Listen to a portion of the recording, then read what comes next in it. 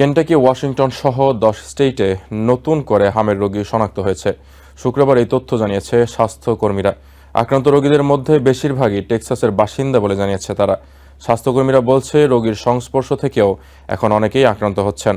তবে সবচেয়ে ভয়াবহ অবস্থা ওয়েস্টার্ন টেক্সাসে। 20 শিশুসহ 124 জন হাম আক্রান্ত শনাক্ত হয়েছে। এদিকে হাম নিয়ে ভুল তথ্য ছড়ানোর প্রতিরোধে পদক্ষেপ নিয়েছেন health and human services secretary Robert Kennedy junior.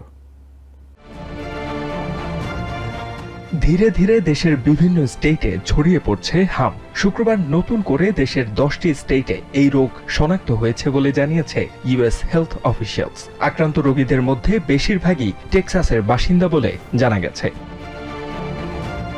এছাড়াও নিউ জার্সিতে হামে আক্রান্ত হয়েছে 3 জন। এমনকি একে অন্যের সংস্পর্শ থেকেই তারা আক্রান্ত হয়েছেন বলে জানিয়েছেন স্বাস্থ্যকর্মীরা।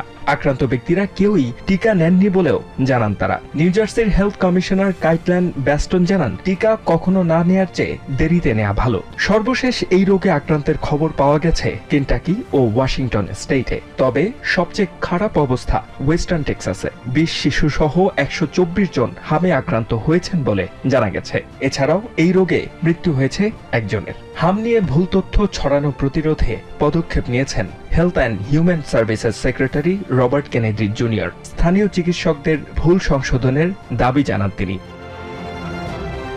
এছাড়াও অভিভাবকদের বিজ্ঞানের ওপর আস্থা রাখার পরামর্শ দিয়েছেন বিশেষজ্ঞরা। HM. Ataullah, TVN 24 news desk.